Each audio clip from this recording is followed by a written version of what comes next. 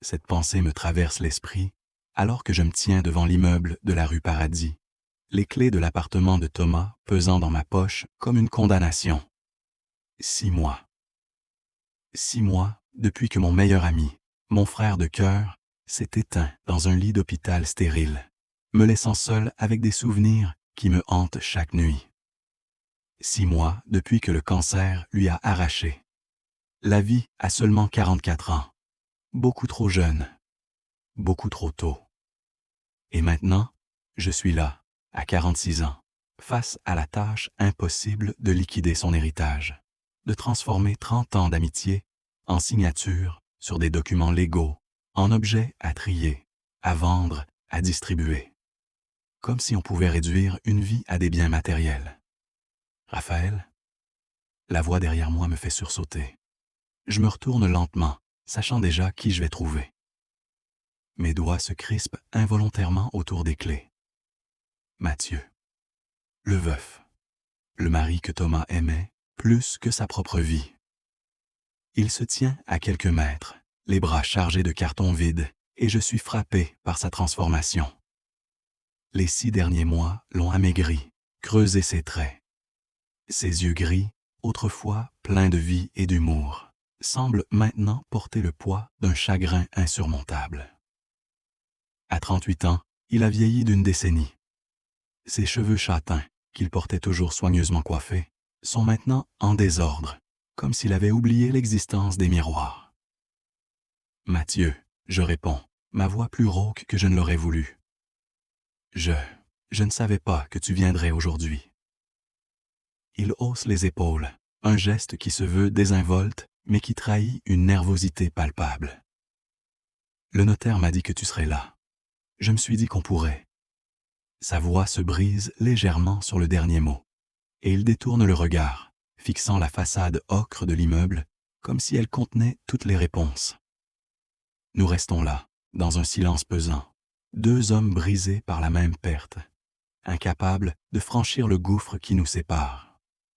Parce qu'il y a quelque chose entre nous, quelque chose que ni lui ni moi n'avons jamais osé nommer, quelque chose qui existe depuis toujours et qui, maintenant que Thomas n'est plus là pour servir de tampon, de pont entre nos 2 mondes, menace de nous consumer.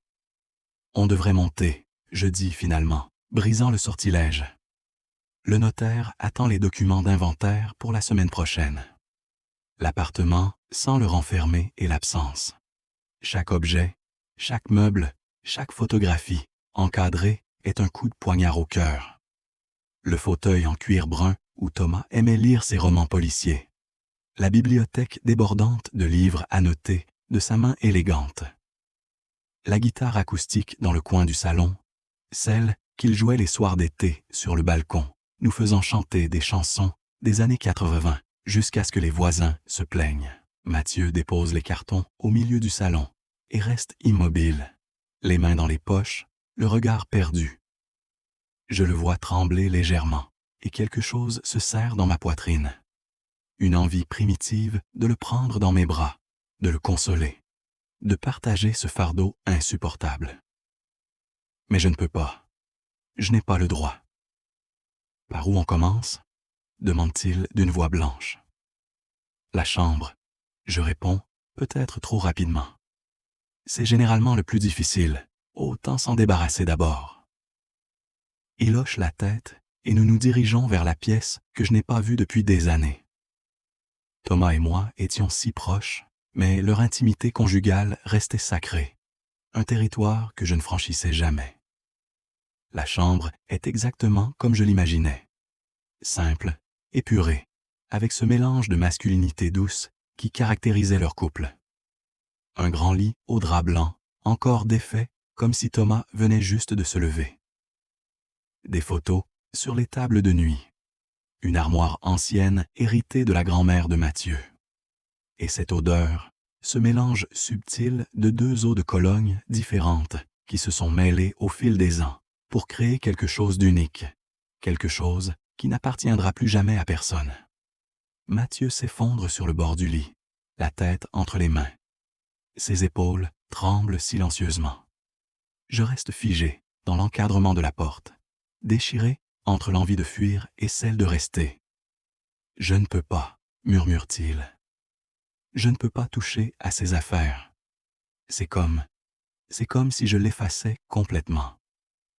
Malgré toutes mes résolutions, malgré tous les murs que j'ai construits ces 6 derniers mois, je m'avance et m'assois à côté de lui sur le lit. Pas trop près, juste assez pour qu'il sache qu'il n'est pas seul. Il ne serait pas effacé, je dis doucement. Il vit en nous, dans nos souvenirs, dans tout ce qu'il nous a appris. Ces objets ne sont que des objets. Mathieu lève les yeux vers moi, et ce que je vois dans son regard me coupe le souffle. Ce n'est pas seulement du chagrin, c'est quelque chose de plus sombre, de plus complexe. De la colère, peut-être, ou de la culpabilité, ou les deux à la fois. « Tu ne comprends pas, » dit-il, sa voix à peine audible. « Il y a des choses que tu ignores, Raphaël. Des choses que Thomas ne t'a jamais dites. » Mon cœur se met à battre plus vite. Quelle chose? Il détourne le regard, fixant le mur devant lui. Ses mains se crispent sur le bord du matelas, les jointures blanches de tension. Tu te souviens de notre rencontre? Il y a 15 ans, dans ce bar du Vieux-Port? Comment pourrais-je oublier? C'était une soirée d'août étouffante. Thomas m'avait supplié de l'accompagner, nerveux comme un adolescent avant son premier rendez-vous. Mathieu était arrivé en retard, beau à couper le souffle dans sa chemise blanche, légèrement froissée, souriant de ce sourire qui illuminait toute la pièce. Et moi, j'étais resté là, à les regarder tomber amoureux sous mes yeux, à jouer le rôle du bon ami qui trinque à leur bonheur, tout en sentant quelque chose de vaguement amer se loger dans ma gorge. Bien sûr que je me souviens. Je réponds prudemment. Mathieu inspire profondément, comme s'il se préparait à plonger dans des eaux dangereuses. Ce que tu ne sais pas, ce que personne ne sait, c'est que ce soir-là, quand je suis entré dans ce bar, quand je vous ai vus tous les deux assis à cette table près de la fenêtre, il s'interrompt et le silence qui suit est si dense que j'ai l'impression qu'il pourrait m'étouffer. Quoi? Mon cœur bat si fort maintenant que je l'entends résonner dans mes oreilles. Je suis tombé amoureux de vous deux. Le monde s'arrête. Les mots flottent dans l'air entre nous. Impossible, impensable, et pourtant d'une vérité qui résonne au plus profond de mon être. Mathieu? Laisse-moi finir, m'interrompt-il, sa voix tremblante mais déterminée. Pendant 15 ans, j'ai vécu avec cette vérité. J'aimais Thomas de tout mon cœur, tu dois me croire. Mais toi, tu étais là aussi. Toujours présent, toujours si proche, et je. Il se prend le visage dans les mains, un geste de désespoir absolu. Je vous désirais tous les deux, simultanément, également. C'était comme une maladie, une obsession dont je ne pouvais pas guérir. Chaque fois que tu venais dîner, chaque fois que nous sortions tous les trois, chaque regard, chaque rire partagé, c'était une torture délicieuse. Et le pire, le plus horrible dans tout ça, sa voix se brise complètement. C'est que je crois que Thomas le savait. Je me lève brusquement, incapable de rester assis plus longtemps. Mon esprit tourbillonne, essayant d'absorber cette révélation impossible. 15 ans. 15 années où j'ai cru être seul à porter ce fardeau secret, à ressentir cette attirance interdite que j'étouffais chaque fois qu'elle menaçait de surface. Comment? Ma voix tremble. Comment peux-tu être sûr qu'il le savait? Mathieu se lève à son tour et se dirige vers la commode. Il ouvre le tiroir du haut et en sort une enveloppe jaunie, marquée de l'écriture élégante de Thomas. Mon nom est écrit dessus. Il m'a demandé de te la donner, dit-il en me l'attendant, après sa mort. Mais je n'ai pas pu. Pas immédiatement. Parce que je savais, d'une certaine façon, ce qu'elle contenait. Mes mains tremblent quand je prends l'enveloppe. Le papier est doux sous mes doigts, légèrement froissé, comme s'il avait été manipulé plusieurs fois. Je l'ouvre lentement, mon cœur battant à tout rompre, et commence à lire.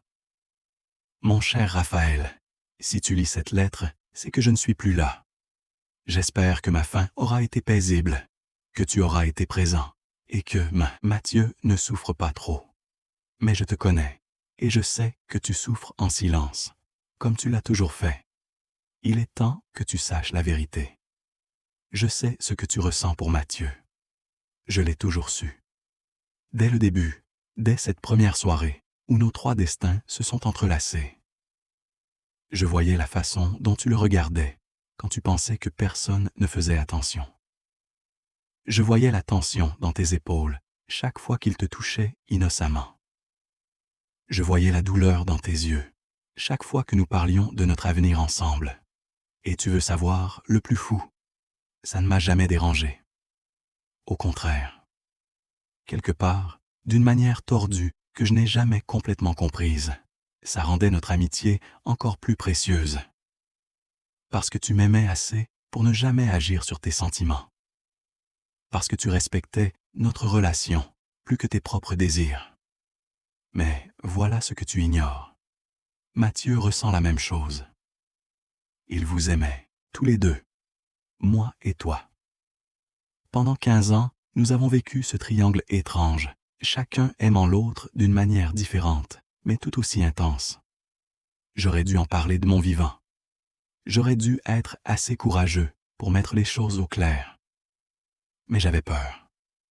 Peur de briser l'équilibre fragile que nous avions trouvé. Peur de perdre l'un de vous. Peur de tout. Maintenant que je ne suis plus là, vous êtes libre. Libre d'explorer ce qui a toujours existé entre vous. Libre de vous pardonner, de vous permettre d'être heureux. Parce que c'est ce que je veux. Je veux que vous viviez. Je veux que vous aimiez. Je veux que vous trouviez la paix ensemble. Ne pleurez pas trop longtemps pour moi. Ne laissez pas ma mort vous emprisonner dans un chagrin éternel. Je vous libère de toute obligation envers ma mémoire. Vivez. Aimez-vous. Soyez heureux. Et si vous ne pouvez pas, si c'est trop pour vous, alors au moins, prenez soin l'un de l'autre. C'est tout ce que je demande. Je vous aime tous les deux, toujours. Thomas. Je ne réalise que je pleure qu'en sentant les larmes tomber sur le papier, brouillant l'encre. Mes mains tremblent si fort que j'ai du mal à tenir la lettre. Derrière moi, j'entends Mathieu pleurer aussi, des sanglots profonds et déchirants qui semblent y venir du plus profond de son âme. Il savait, je murmure, ma voix brisée. Tout ce temps, il savait. Et il nous a pardonné, ajoute Mathieu. Il nous a donné sa bénédiction. Je me retourne vers lui et nos regards se rencontrent. Dans ses yeux gris, je vois refléter mon propre tourment, ma propre confusion, mon propre désir. 15 ans de sentiments refoulés, de désirs étouffés, de culpabilité qui nous ronge. Qu'est-ce qu'on fait maintenant? Demande-t-il, et dans sa voix, j'entends une vulnérabilité que je n'ai jamais perçue auparavant. Je ne sais pas, je réponds honnêtement. Je ne sais pas comment faire ça. Comment passer d'amis à quoi exactement? Il s'approche lentement, comme on approcherait un animal blessé. La distance entre nous se réduit à quelques centimètres, et je peux sentir la chaleur de son corps, cette proximité interdite qui me fait vibrer de la tête aux pieds. Peut-être qu'on ne devrait pas, dit-il doucement. Peut-être que c'est mal, que c'est trop tôt, que c'est trahir sa mémoire malgré sa lettre. Mais je ne peux plus faire semblant. Ses yeux s'ancrent dans les miens, et je vois tant de choses dans ce regard. Du désir, oui, mais aussi de la peur, de la culpabilité, du chagrin. Je ne peux plus faire comme si tu n'existais pas, comme si je ne pensais pas à toi chaque jour depuis 6 mois, comme si l'idée d'être près de toi ne me terrifiait pas et ne m'excitait pas en même temps. Mon souffle se bloque dans ma gorge. Mathieu. Dis-moi que je suis fou, murmure-t-il, sa main se levant lentement vers mon visage, mais s'arrêtant juste avant de me toucher. Dis-moi que c'est juste le chagrin qui parle, que dans quelques mois, nous regarderons en arrière et serons horrifiés par cette conversation. Je devrais dire exactement ça. Je devrais mettre fin à cette folie avant qu'elle ne commence. Mais les mots qui sortent de ma bouche sont différents. Tu n'es pas fou. Et moi non plus. Sa main touche finalement mon visage, et c'est comme si un courant électrique traversait tout mon corps. Ses doigts tremblent contre ma joue, hésitant, comme s'il testait la réalité de ce moment. Mes yeux se ferment involontairement, et je m'autorise, pour la première fois en 15 ans, à savourer cette sensation. C'est mal, dit-il, mais sa voix manque de conviction. Je sais. Thomas est mort il y a seulement 6 mois. Je sais. Les gens diraient que nous trahissons sa mémoire. Je sais. Alors pourquoi? Sa voix se brise. Pourquoi est-ce que ça fait si bon? Je ouvre les yeux et le regarde, vraiment le regarde. Les larmes coulent sur son visage, ses lèvres tremblent, et dans ses yeux, je vois le reflet de ma propre bataille intérieure. Le désir contre la décence, l'amour contre le devoir, le besoin de vivre contre l'obligation de pleurer. Parce que c'est vrai, je murmure. Parce que c'est là depuis toujours, et refuser de le reconnaître ne changera rien. Il se penche légèrement vers moi, et je peux sentir son souffle contre mes lèvres. Le monde entier se réduit à cet espace minuscule entre nous, à cette tension insoutenable qui menace de nous briser ou de nous sauver. Si on franchit cette ligne, dit-il, ses lèvres à quelques millimètres des miennes, on ne pourra pas revenir en arrière. Je sais. Raphaël. Mon nom sur ses lèvres est comme une prière et une malédiction à la fois. Et dans ce moment suspendu, avec les fantômes de notre passé qui nous observent et les incertitudes de notre futur qui nous attendent, je prends une décision. Je ferme la distance entre nous. Le baiser est doux au début, presque timide, comme si nous testions tous deux les limites de ce nouveau territoire. Ses lèvres sont salées par les larmes, chaudes et tremblantes. Mes mains trouvent son visage, mes pouces effaçant doucement les traces humides sur ses joues. Il gémit faiblement contre ma bouche, et ce son me brise et me guérit simultanément. Puis quelque chose change. Le baiser s'approfondit, devient plus urgent, plus désespéré. 15 ans de désir contenu explosent entre nous. Ses mains s'agrippent à ma chemise, me tirant plus près, et je réponds avec la même intensité, années d'abstinence et de refoulement se déversant dans ce contact. Nous nous séparons brusquement, tous deux haletants, horrifiés et exaltés par ce qui vient de se passer. Mon Dieu, souffle Mathieu, reculant de quelques pas. Qu'est-ce qu'on a fait? Je passe une main tremblante dans mes cheveux, incapable de formuler une réponse. Mon corps vibre encore de ce contact interdit, de cette transgression délicieuse et terrifiante. On devrait... Je cherche mes mots. On devrait continuer l'inventaire. C'est la chose la plus absurde qu'on puisse dire dans ces circonstances, mais c'est tout ce que je trouve.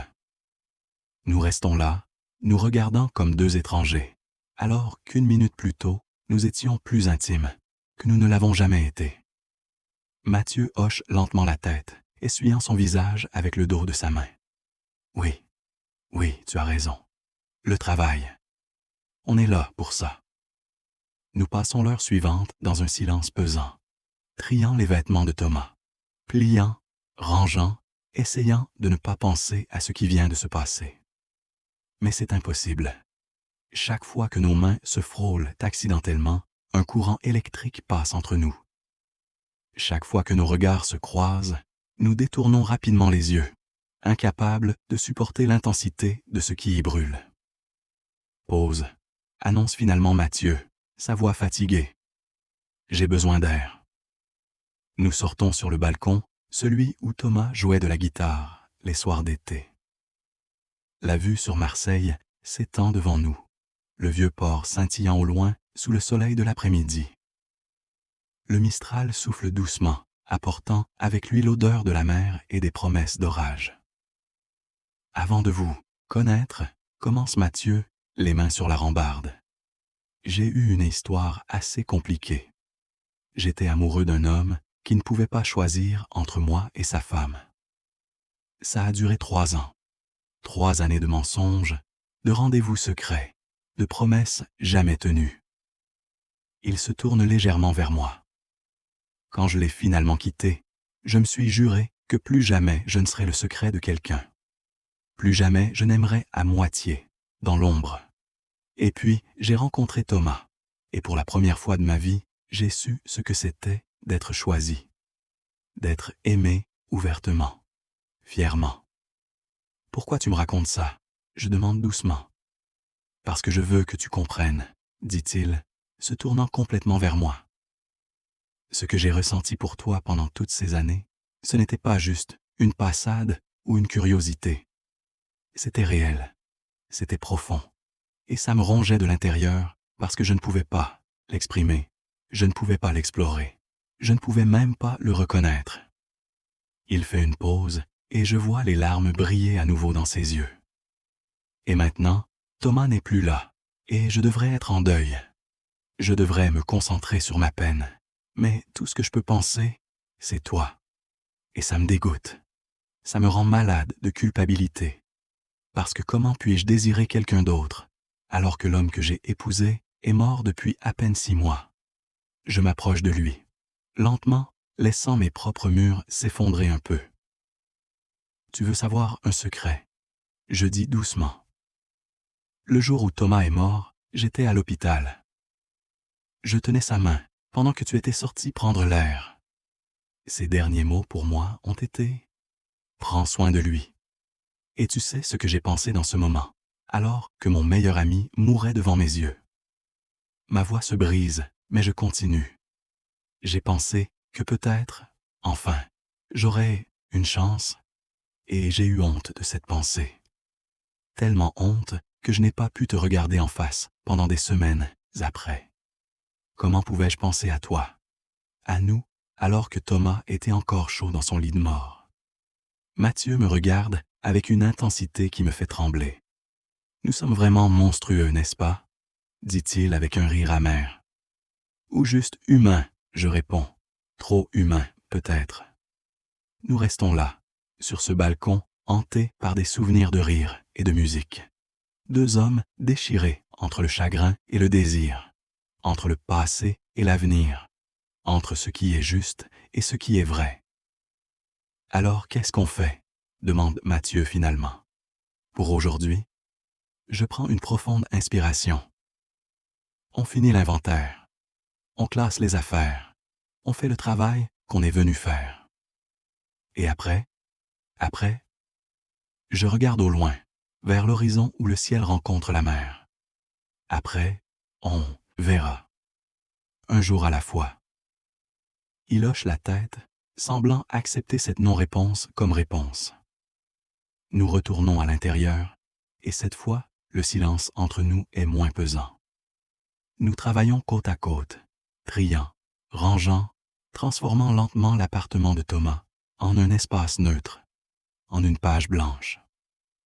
Mais c'est quand nous arrivons au bureau de Thomas que tout s'effondre à nouveau. Dans le tiroir du bas, sous une pile de vieux magazines, Mathieu trouve une boîte. Une simple boîte en bois, verrouillée par un petit cadenas. Nos regards se croisent, une question silencieuse suspendue entre nous. « Tu sais ce qu'il y a dedans ?» je demande. Il secoue la tête. Je ne savais même pas qu'elle existait. Nous cherchons la clé pendant 20 minutes avant de la trouver cachée dans un livre, ironiquement, un recueil de poèmes de Rimbaud. Quand Mathieu ouvre la boîte, nous restons tous deux silencieux, stupéfaits par son contenu. Des photos, des dizaines de photos, mais pas n'importe quelle photo. Moi, Mathieu, ensemble, séparés, des clichés pris à notre insu au fil des années. Un repas entre amis où nos regards se croisent. Une randonnée où je marche juste derrière Mathieu, mes yeux fixés sur sa nuque. Un moment sur une plage où Mathieu me regarde avec une expression que je n'avais jamais remarquée, sur le moment mais qui, capturée ainsi, est indéniable. Du désir, de l'affection, de la nostalgie pour quelque chose qui n'a jamais eu lieu. Il documentait, murmure Mathieu, sa voix remplie d'émerveillement et d'horreur. Il photographiait, nous. Mais ce n'est pas tout. Sous les photos, il y a des lettres. Des lettres que Thomas n'a jamais envoyées, adressées tantôt à moi, tantôt à Mathieu, tantôt à nous deux. Je commence à en lire une et mon cœur se serre. Mes chers amours, c'est bizarre d'écrire ça. Mes amours, au pluriel, comme si j'avais le droit d'aimer deux personnes à la fois, d'une manière différente mais tout aussi intense. Raphaël, mon frère, mon confident, celui qui me connaît depuis toujours. Et Mathieu, mon mari, mon partenaire, celui qui a choisi de m'aimer pour toujours. Mais ce que personne ne sait, c'est que vous vous aimez aussi. Vous ne le savez peut-être même pas vous-même, ou vous refusez de le reconnaître. Mais moi, je le vois. Je l'ai toujours vu. Et au lieu d'en être jaloux, au lieu d'en souffrir, je trouve ça beau.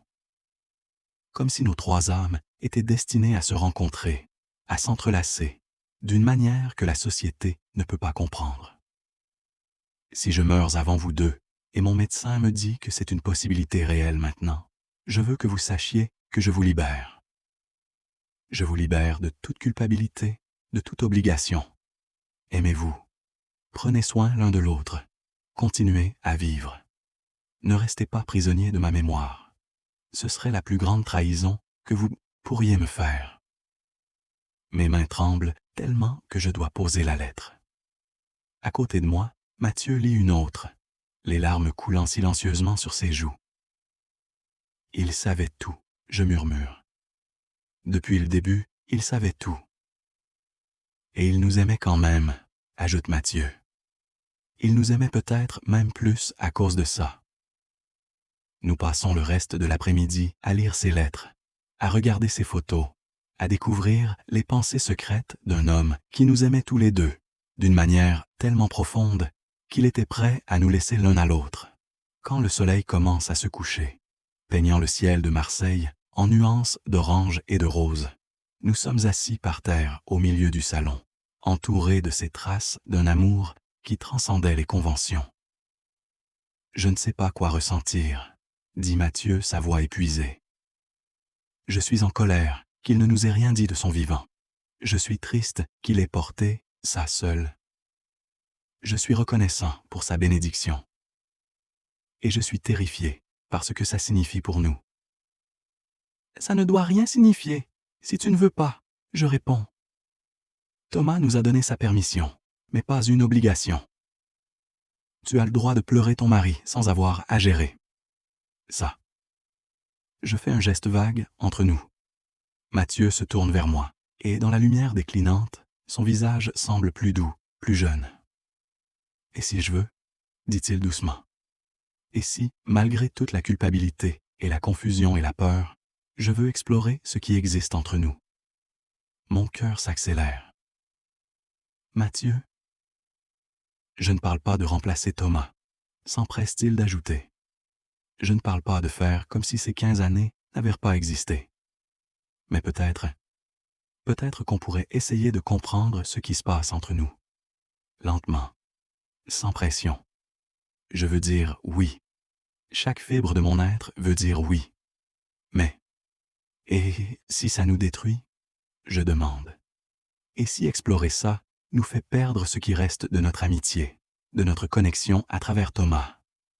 Et si ne rien faire nous détruit tout autant? Réplique-t-il.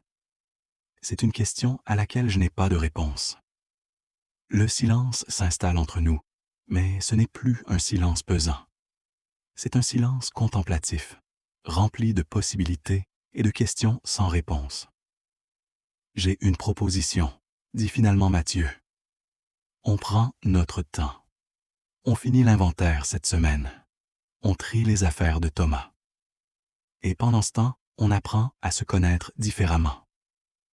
Pas comme l'ami de mon mari et le mari de mon ami, mais comme deux hommes qui essaient de comprendre ce qu'ils ressentent l'un pour l'autre.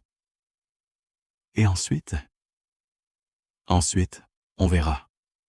Peut-être que ce qu'on ressent n'est que du chagrin qui cherche un exutoire. Peut-être que c'est quelque chose de plus. Mais au moins, on aura été honnête avec nous-mêmes. Je réfléchis à sa proposition. C'est rationnel, mesuré, exactement le genre de plan que Thomas aurait approuvé. Et pourtant, il y a quelque chose de profondément terrifiant dans l'idée de s'autoriser à explorer ses sentiments interdits. D'accord, je dis finalement, on essaie. Son soulagement est palpable. Il tend la main, et après une hésitation, je la prends. Nos doigts s'entrelacent, et c'est à la fois familier et complètement nouveau. Nous restons ainsi, assis sur le sol de l'appartement de Thomas, nos mains jointes, alors que la nuit tombe sur Marseille. Avant de partir ce soir-là, Mathieu se tourne vers moi près de la porte. « Raphaël ? » ?»« Oui. »« Merci. Pour être venu. Pour être honnête. Pour tout. » Je hoche la tête, incapable de parler à travers l'émotion qui monte dans ma gorge. Et alors que je descends les escaliers, que je sors dans la nuit méditerranéenne, je réalise quelque chose. Pour la première fois depuis la mort de Thomas, je sens quelque chose d'autre que du chagrin. C'est ténu, fragile, presque imperceptible. Mais c'est là, de l'espoir. Chers auditeurs, j'aimerais savoir d'où vous écoutez cette histoire. Écrivez-moi dans les commentaires de quelle ville vous nous suivez. Et maintenant, dites-moi, comment trouvez-vous cette histoire, jusqu'ici?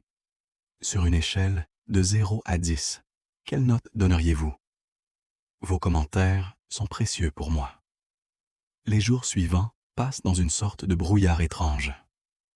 Mathieu et moi nous retrouvons chaque jour à l'appartement, travaillant méthodiquement à travers les possessions de Thomas. Mais, entre le tri des livres et l'emballage de la vaisselle, quelque chose d'autre se produit. Nous parlons. Vraiment parlons, d'une manière que nous n'avons jamais faite auparavant. Sans Thomas comme intermédiaire, sans le poids de nos rôles préétablis, nous découvrons qui nous sommes réellement. Je découvre que Mathieu a toujours voulu être architecte, mais a fini dans la finance par pression familiale. Qu'il se réveille à 4 heures du matin certaines nuits, paniqué par des rêves où Thomas l'appelle, mais il ne peut pas le trouver. Qu'il a une cicatrice sur son genou gauche d'une chute à vélo quand il avait 7 ans, et qu'il peut réciter par cœur tous les dialogues de Amélie Poulain. Il découvre que j'ai failli me marier dans ma vingtaine, mais que j'ai fui la veille du mariage parce que je savais, au fond de moi, que ce n'était pas juste pour elle. Que je joue du piano, mais seulement quand je suis seul, parce que j'ai peur du jugement. Que j'ai un tatouage caché sur ma hanche que Thomas ne connaissait même pas, un mot japonais qui signifie « renaissance ». Ces conversations se font autour de tasses de café, pendant que nous trions des cartons, sur le balcon quand nous avons besoin d'air. Lentement, progressivement, nous construisons quelque chose de nouveau sur les fondations de notre ancienne amitié. Mais il y a aussi les moments de tension, des moments où nos mains se frôlent et nous nous figeons tous les deux. Des moments où nos regards se croisent et durent un peu trop longtemps. Des moments où la distance entre nous semble à la fois immense et infinitésimale. Le 3e jour, alors que nous trions les livres de Thomas, Mathieu trouve un exemplaire annoté de Le Petit Prince. C'était son livre préféré, dit-il doucement, feuilletant les pages marquées de notes dans la marge. Il le relisait chaque année. Il s'arrête sur une page et je vois ses yeux s'élargir. Il me tend le livre et je lis la citation soulignée. On ne voit bien qu'avec le cœur. L'essentiel est invisible pour les yeux. Dans la marge de l'écriture de Thomas, Raphaël et Mathieu ne peuvent pas voir ce qui est évident pour moi, qu'ils sont faits pour être ensemble. Nous restons là, silencieux, le poids de cette révélation suspendue entre nous. Il savait vraiment tout, murmure Mathieu. Il planifiait ça depuis le début. Tu crois? Je demande. Ou il espérait juste qu'on trouverait notre chemin? Je ne sais pas. Il ferme le livre doucement. Mais ça change quelque chose, non? De savoir qu'il voulait ça pour nous? Ça devrait rendre les choses plus faciles. Je réponds. Mais d'une certaine manière, ça les rend plus compliquées. Comme si on avait une obligation envers lui. Mathieu pose le livre et se tourne complètement vers moi. Raphaël, je dois te dire quelque chose. Et je veux que tu sois complètement honnête avec moi, d'accord? J'acquiesce, mon cœur battant plus vite. Ce que je ressens pour toi, commence-t-il lentement, choisissant ses mots avec soin. Ce n'est pas nouveau. Ce n'est pas juste du chagrin qui cherche un exutoire, ou de la solitude, ou le besoin de me sentir connecté à Thomas à travers toi. C'est quelque chose qui a toujours été là, qui a grandi pendant 15 ans comme une plante dans l'ombre, attendant juste un rayon de lumière pour enfin pouvoir s'épanouir. Il fait une pause, ses yeux cherchant les miens. Et je sais que c'est trop tôt. Je sais que c'est inapproprié. Je sais que les gens nous jugeraient si jamais ils savaient. Mais je suis fatigué de mentir, Raphaël. Je suis fatigué de prétendre que je ne ressens pas ce que je ressens. Mon souffle se coupe. Mathieu, laisse-moi finir. Sa voix tremble légèrement. Je ne te demande rien. Je ne m'attends à rien. Je veux juste que tu saches que quand je te regarde, je vois quelqu'un que je pourrais aimer. Que je veux aimer. Pas comme j'aimais Thomas. Ça, c'était unique, irremplaçable. Mais différemment. D'une manière nouvelle. Les larmes brouillent ma vision. Comment puis-je répondre à ça? Comment puis-je lui dire que je ressens la même chose sans avoir l'impression de trahir toutes ces années où j'ai caché ces sentiments? Moi aussi, je murmure finalement. Moi aussi, je ressens ça. Et ça me terrifie. Il s'approche, et cette fois, je ne recule pas. Nos fronts se touchent, et nous restons ainsi, respirant le même air, partageant le même espace. On n'est pas obligé de décider quoi que ce soit maintenant, dit-il doucement. On peut juste être. Être quoi? Honnête, présent, ouvert à ce qui pourrait se passer. C'est tellement simple et pourtant tellement compliqué. Mais debout là, dans cet appartement, rempli des souvenirs d'un homme que nous avons tous deux aimé, ça semble être la seule chose qui ait du sens. Ce soir-là, pour la première fois, nous dînons ensemble. Pas dans l'appartement de Thomas, mais dans un petit restaurant du Panier, le vieux quartier de Marseille. C'est étrange de se voir en dehors du contexte de l'inventaire, de nous habiller correctement, de commander du vin et de partager une assiette de bouillabaisse. C'est bizarre, dit Mathieu à mi-chemin du repas, de faire ça, d'être dehors ensemble, juste nous deux. Ça ressemble presque à un rendez-vous, je réponds, puis je réalise ce que je viens de dire. Désolé, je ne voulais pas...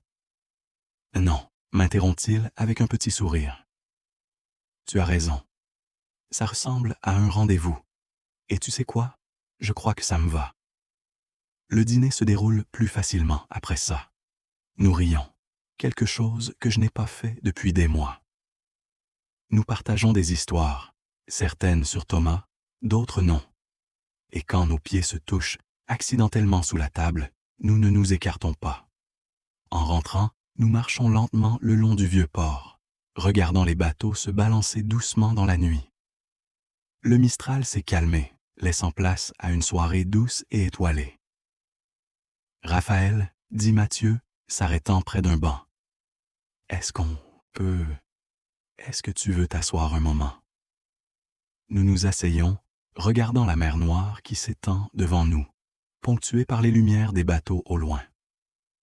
Tu sais ce que Thomas m'a dit, juste avant de mourir? Demande Mathieu après un long silence. Quoi? Il a dit, promets-moi de ne pas t'enfermer dans le chagrin. Promets-moi de continuer à vivre, à aimer, à être heureux. Sa voix se brise légèrement. Et j'ai promis. Mais je ne savais pas à quel point ce serait difficile. Je pose ma main sur la sienne, sur le banc. Il nous a dit la même chose à tous les deux.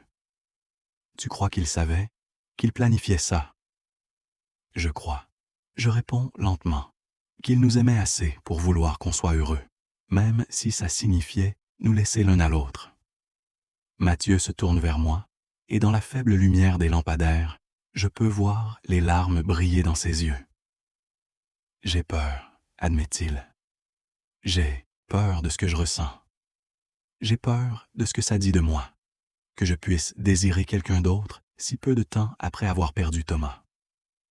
J'ai peur que si on fait ça, si on explore ce qui existe entre nous, on finisse par tout détruire. Moi aussi, j'ai peur, je réponds honnêtement. Mais tu sais ce qui me fait encore plus peur? L'idée de passer le reste de ma vie à me demander « et si ?» Il pose sa tête sur mon épaule, un geste simple mais d'une intimité bouleversante. Je peux sentir ses larmes humidifier ma chemise, et mes propres larmes commencent à couler aussi. Nous restons ainsi pendant longtemps, deux hommes brisés qui essaient de se reconstituer avec les morceaux qu'il leur reste. La mer murmure devant nous, éternelle et indifférente à nos tourments humains. Et quelque part, j'espère, Thomas nous regarde et sourit, heureux que nous ayons enfin trouvé le courage d'être honnêtes. Le lendemain, nous terminons l'inventaire. L'appartement est maintenant presque vide, transformé en un espace neutre qui ne ressemble plus du tout au foyer chaleureux que Thomas avait créé. Les cartons sont étiquetés, les meubles inventoriés, les décisions prises sur ce qui sera vendu, donné ou gardé. C'est fini, dit Mathieu, regardant autour de lui avec une expression de tristesse mêlée de soulagement. On a terminé. Il reste juste une chose, je dis, sortant une enveloppe de ma poche. Le notaire m'a donné ça hier. C'est le testament final de Thomas. Il voulait qu'on le lise ensemble, ici, à la fin. Nous nous asseyons sur le sol du salon vide, dos contre le mur, et j'ouvre l'enveloppe avec des mains tremblantes. La voix de Thomas, capturée dans ses mots soignés, remplit la pièce une dernière fois. Mes chers Raphaël et Mathieu, si vous lisez ceci ensemble, comme je l'espère, c'est que vous avez terminé l'inventaire de mes biens terrestres. J'espère que ça n'a pas été trop difficile, trop douloureux. J'espère surtout que vous avez trouvé les lettres et les photos que j'ai laissées pour vous. Je ne suis pas naïf. Je sais que ce que je vous demande est immense. Je vous demande de vous pardonner des sentiments que vous n'avez pas choisis. Je vous demande d'explorer une connexion que la société jugera inappropriée. Je vous demande d'être brave d'une manière que peu de gens peuvent comprendre. Mais voilà ce que vous devez savoir. Pendant toutes ces années que nous avons passées ensemble, tous les trois, j'ai été heureux. Plus heureux que je n'aurais jamais cru possible. Parce que j'étais entouré des deux personnes que j'aimais le plus au monde. Et le fait que vous vous aimiez aussi, même si vous ne l'avez jamais agi, rendait notre triangle encore plus spécial, encore plus sacré. Je n'ai jamais eu peur de votre amour mutuel. Au contraire, j'ai trouvé du réconfort en sachant qu'après ma mort, vous ne seriez pas seul. Vous auriez quelqu'un qui comprend, qui partage les mêmes souvenirs, qui peut pleurer avec vous et éventuellement guérir avec vous. Alors, mes amours, voici mon dernier souhait. Arrêtez de vous punir. Arrêtez de vous sentir coupable pour ce que vous ressentez.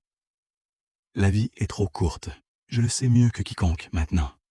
Ne gâchez pas une chance de bonheur par loyauté mal placée envers ma mémoire. Je vous libère. Complètement. Totalement. Sans condition. Aimez-vous. Prenez soin l'un de l'autre. Soyez heureux ensemble. Et quand vous pensez à moi, et j'espère que vous le ferez parfois, souriez. Parce que je suis en paix, sachant que les deux personnes que j'ai le plus aimées au monde ont trouvé leur chemin l'une vers l'autre. Vivez. Pour moi. Pour vous. Pour l'amour que nous avons tous partagé. Toujours vôtre, Thomas PS. Mathieu, donne à Raphaël la clé de la maison de Cassie. Vous savez, celle sur la falaise où nous avons passé ce week-end mémorable il y a 5 ans. Je la lui laisse. Considère-la comme un endroit où vous pourrez échapper au monde quand vous en aurez besoin. Un refuge pour deux âmes qui cherchent la paix. Le silence qui suit est absolu. Mathieu et moi, nous nous regardons, et dans ses yeux, je vois refléter tout ce que je ressens. le chagrin, la libération, la peur, l'espoir. Il nous a vraiment tout donné, n'est-ce pas? Murmure Mathieu. Sa bénédiction, sa compréhension, même un endroit où aller. Il nous a donné la permission d'être heureux, je réponds. Maintenant, il faut qu'on trouve le courage de le faire. Mathieu se lève et me tend la main. Je la prends et il me tire vers lui. Nous nous tenons là, dans le centre de l'appartement vide, nos corps à quelques centimètres l'un de l'autre. Alors soyons braves, dit-il doucement, pour Thomas, pour nous. Et cette fois, quand il m'embrasse, il n'y a plus d'hésitation, plus de culpabilité. Juste deux personnes qui ont attendu 15 ans pour enfin s'autoriser à ressentir ce qu'ils ressentent. Le baiser est différent cette fois. Il est doux et fort à la fois, rempli de promesses et de possibilités. Ses mains trouvent mon visage, mes bras l'entourent, et pour la première fois depuis la mort de Thomas, je sens quelque chose se reconstituer en moi. Pas une guérison complète, ça prendra du temps, mais un début. Quand nous nous séparons, nous sommes tous deux à bout de souffle, nos fronts pressés l'un contre l'autre. « Qu'est-ce qu'on fait maintenant ?» demande Mathieu. « On va à Cassis », je réponds sans hésitation. On prend ce week-end que Thomas nous a laissé. On apprend à être ensemble, loin des regards, loin des jugements. Et on voit ce qui se passe. Il sourit, et c'est le premier vrai sourire que je lui vois depuis la mort de Thomas. D'accord, allons à Cassis. 3 jours plus tard, nous sommes dans la petite maison sur la falaise, regardant le soleil se coucher sur la Méditerranée. L'endroit est exactement comme je me le rappelle. Isolé, paisible, avec une vue à couper le souffle sur les calanques. Ces 3 jours ont été transformateurs. Nous avons parlé pendant des heures, déballant 15 ans de non-dits. Nous avons pleuré, pour Thomas, pour nous-mêmes, pour toutes les années perdues. Nous avons ri aussi, redécouvrant le plaisir simple d'être en compagnie de l'autre, sans le poids écrasant de nos rôles prédéfinis. Et oui, nous nous sommes touchés. Pas d'une manière explicite ou déplacée, mais avec la tendresse de 2 personnes qui apprennent lentement comment être ensemble. Des mains qui se cherchent, des baisers qui deviennent plus confiants, une intimité qui grandit naturellement, sans précipitation. Tu sais ce qui est étrange? Dit Mathieu ce soir-là, alors que nous sommes assis sur la terrasse avec un verre de vin. Je ne me sens pas coupable. Pas ici, pas maintenant. Moi non plus, j'admets. C'est comme si Thomas était ici avec nous, nous donnant sa bénédiction. Tu crois aux fantômes? Je réfléchis à la question. Je crois que les gens qu'on aime ne nous quittent jamais vraiment. Ils vivent dans nos choix, dans nos actions, dans la façon dont ils nous ont transformés. Mathieu se tourne vers moi, ses yeux brillants dans la lumière déclinante. Thomas m'a appris à aimer ouvertement, à ne pas avoir peur de l'intimité. Et maintenant, il m'apprend à laisser partir, à accepter qu'aimer quelqu'un d'autre ne diminue pas ce que nous avions. Il m'a appris la loyauté, j'ajoute. Et maintenant, il m'apprend que la vraie loyauté, ce n'est pas rester figé dans le passé, mais honorer quelqu'un en continuant à vivre pleinement. Nous restons silencieux un moment, écoutant le bruit des vagues qui s'écrasent contre les rochers en contrebas. Raphaël? Oui, je pense que je pourrais tomber amoureux de toi. Sa voix est douce, hésitante. Si tu me laisses, si on se laisse cette chance. Mon cœur se serre, une douleur douce et exquise. Je pense que je suis déjà en train de tomber amoureux de toi, j'avoue. Ça fait 15 ans que je tombe, en fait. Lentement, silencieusement. Et maintenant, enfin, je peux le dire à voix haute. Il se lève et me tend la main. Viens, je veux te montrer quelque chose. Il me guide à l'intérieur, vers la chambre principale. Sur le lit, il y a une boîte que je n'avais pas remarquée avant. C'était dans le placard, explique-t-il. Avec nos noms dessus. À l'intérieur, nous trouvons 2 alliances. Pas des alliances de mariage traditionnelles, mais des anneaux simples en argent, gravés de nos initiales, et une note. Pour Raphaël et Mathieu, ces anneaux appartenaient à mes grands-parents. Ils se sont aimés pendant 63 ans, à travers des guerres, des séparations, des difficultés. Leur secret, ils choisissaient de s'aimer, chaque jour, même quand c'était difficile. Je vous laisse ces anneaux, pas comme une obligation, mais comme un symbole. Si jamais vous décidez de construire quelque chose ensemble, vous aurez besoin de ce genre d'engagement. Pas l'engagement facile des débuts, mais celui qui persiste quand les choses deviennent compliquées. Choisissez-vous, chaque jour. C'est tout ce que je demande. T. Les larmes coulent librement sur mon visage maintenant. Mathieu pleure aussi, tenant les anneaux dans ses mains tremblantes. On n'est pas obligé, dit-il. C'est beaucoup trop tôt pour... Je sais, je l'interromps. On n'est pas obligé. Mais peut-être qu'on pourrait les garder, comme un rappel de ce vers quoi on travaille. Il hoche la tête et nous replaçons les anneaux dans la boîte.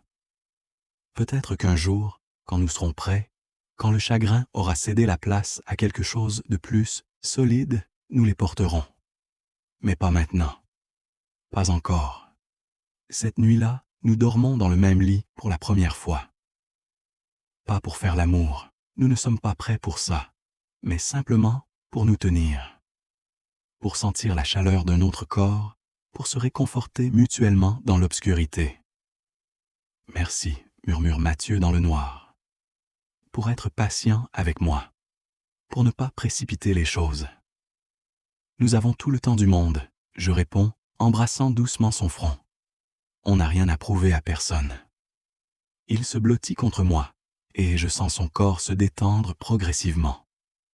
Ses respirations deviennent plus profondes, plus régulières. Et alors qu'il s'endort dans mes bras, je réalise quelque chose. Ce n'est pas une trahison de Thomas. C'est un hommage. Un hommage à un homme qui nous a aimés assez pour nous donner la liberté d'être heureux, même si ce bonheur devait se construire en son absence.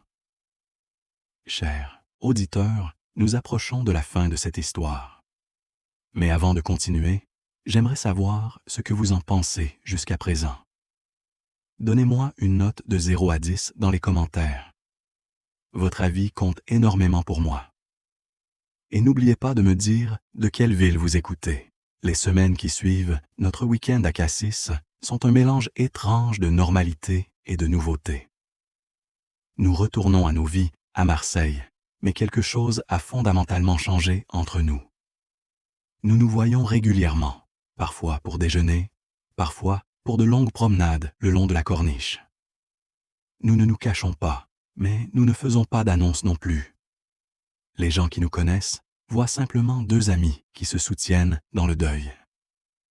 Ils ne voient pas les regards qui s'attardent, les mains qui se frôlent dans les moments discrets, les messages tard le soir, pleins de pensées qu'on n'ose pas encore dire à voix haute en public. « Comment va ton frère ?»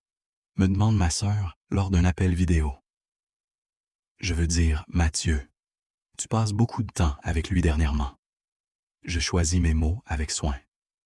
Il va mieux. On s'aide mutuellement.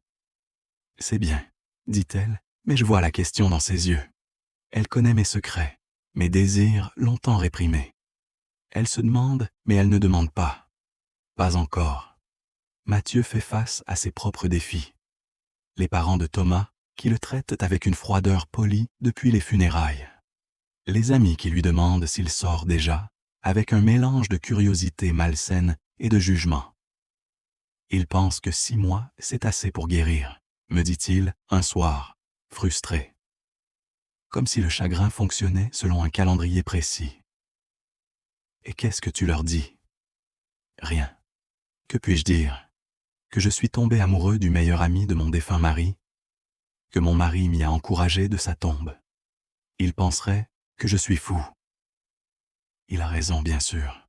Le monde n'est pas prêt pour notre vérité. Peut-être ne le sera-t-il jamais. Mais nous continuons. Lentement, prudemment, nous construisons quelque chose entre nous. Ce n'est pas le remplacement de ce que Mathieu avait avec Thomas. C'est quelque chose de différent, de nouveau.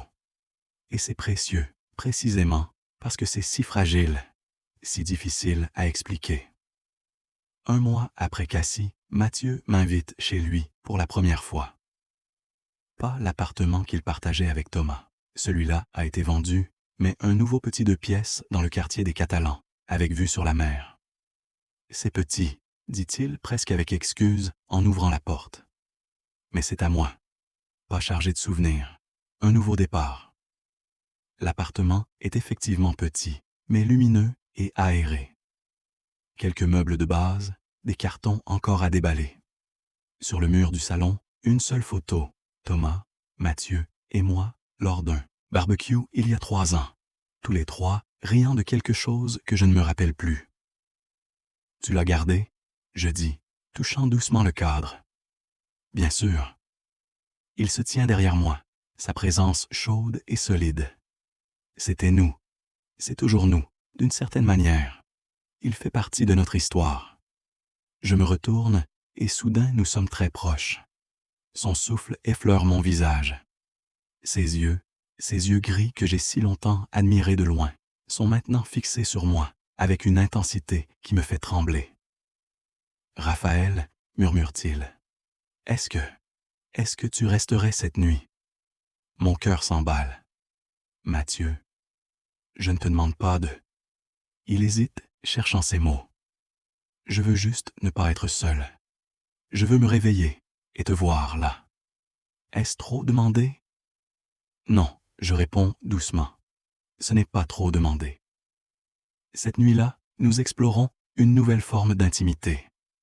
Pas sexuelle, nous ne sommes toujours pas prêts pour ça, mais émotionnelle, profonde. Nous parlons pendant des heures, allongés dans son lit, partageant nos peurs les plus profondes, nos espoirs les plus secrets. J'ai peur que ce que nous construisons ne soit pas réel, avoue Mathieu dans l'obscurité.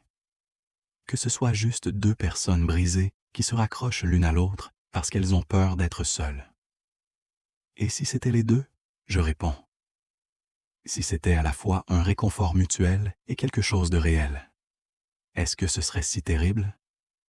Il se tourne vers moi, et même dans l'obscurité, je peux voir le contour de son visage. Quand es-tu devenu si sage? Je ne suis pas sage, je dis en riant doucement. Je suis juste fatigué de me battre contre ce que je ressens. Il trouve ma main sous les couvertures et l'enlace avec la sienne. Moi aussi, murmure-t-il. Moi aussi, je suis fatigué. Le lendemain matin, je me réveille avant lui. La lumière du soleil filtre à travers les rideaux, peignant des motifs dorés sur le mur.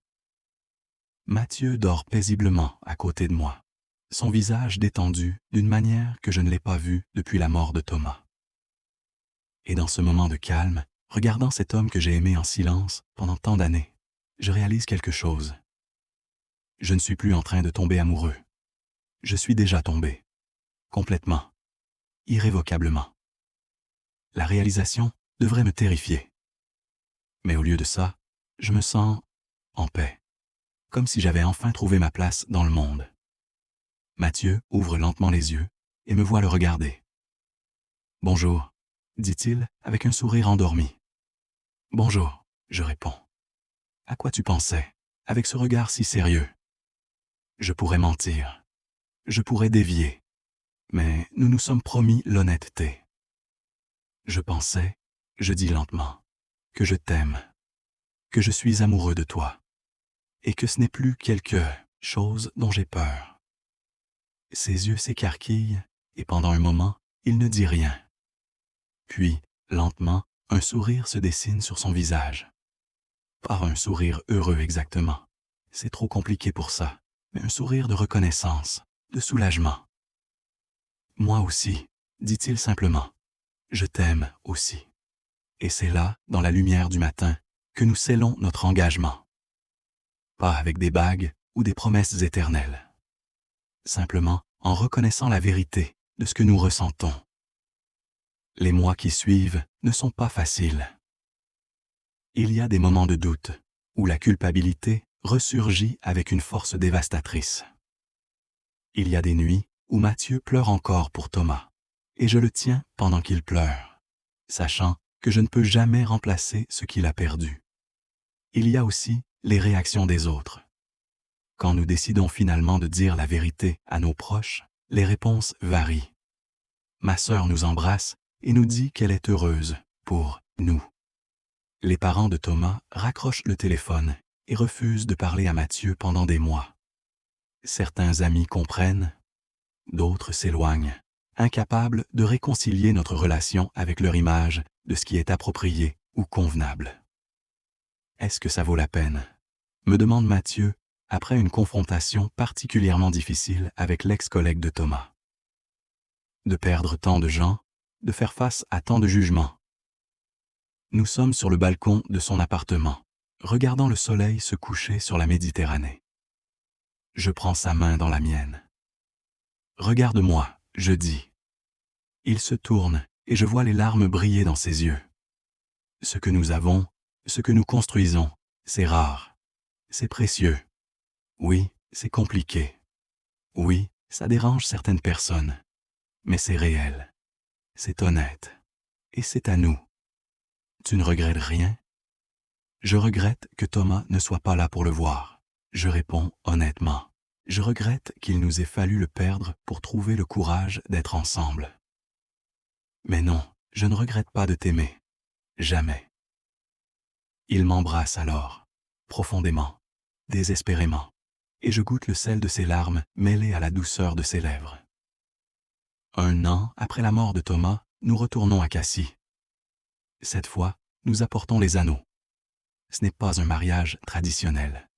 Pas de cérémonie, pas d'invités, pas de célébration officielle. Juste nous deux, sur la falaise au coucher du soleil, échangeant des promesses que nous avons écrites nous-mêmes. « Je promets, » dit Mathieu, sa voix ferme malgré les larmes, « de t'aimer dans ta totalité, ta force et tes faiblesses, ton passé et ton futur. Je promets d'honorer la mémoire de Thomas en vivant pleinement, en aimant ouvertement, en choisissant le courage plutôt que la peur. Je promets, je réponds, mes propres joues humides, de te respecter dans ton chagrin et de célébrer ta joie, de te donner l'espace quand tu en as besoin et d'être présent quand tu me demandes. Je promets de construire une vie avec toi qui honore tout ce que nous avons été et tout ce que nous deviendrons. Nous glissons les anneaux à nos doigts, ces anneaux qui appartenaient aux grands-parents de Thomas, chargés d'histoire et de bénédictions. Et là, sur cette falaise balayée par le vent, avec la Méditerranée qui s'étend à l'infini devant nous, nous commençons notre nouvelle vie. Pas en effaçant le passé, mais en le portant avec nous. Pas en oubliant Thomas, mais en honorant son dernier souhait pour nous. Vivre, aimer, être heureux. Cette nuit-là, pour la première fois, nous faisons l'amour. C'est tendre et maladroit, chargé d'émotions et de signification. C'est parfait dans son imperfection, sacré dans sa simplicité. Et après, allongés dans les bras l'un de l'autre, écoutant le bruit des vagues en contrebas, je sens quelque chose se mettre en place. Une paix que je n'ai pas ressentie depuis longtemps. « Tu crois qu'il approuverait ?» demande Mathieu, traçant paresseusement des motifs sur mon torse. « Je crois qu'il planifiait ça depuis le début, » je réponds. « Je crois qu'il nous a aimés assez pour voir ce que nous ne pouvions pas voir nous-mêmes. Que nous étions faits pour être ensemble.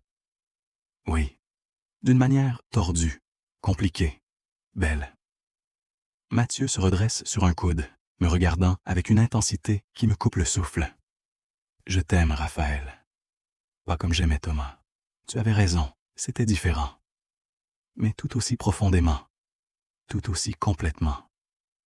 Je t'aime aussi, je murmure, attirant son visage vers le mien pour un baiser. Maintenant et toujours. » Voilà, chers auditeurs, l'histoire de Raphaël et Mathieu. Une histoire de luto probido, de culpabilité et de rédemption, de désir et d'amour. Une histoire qui nous rappelle que la vie continue, même après la plus grande perte, que l'amour peut prendre des formes inattendues.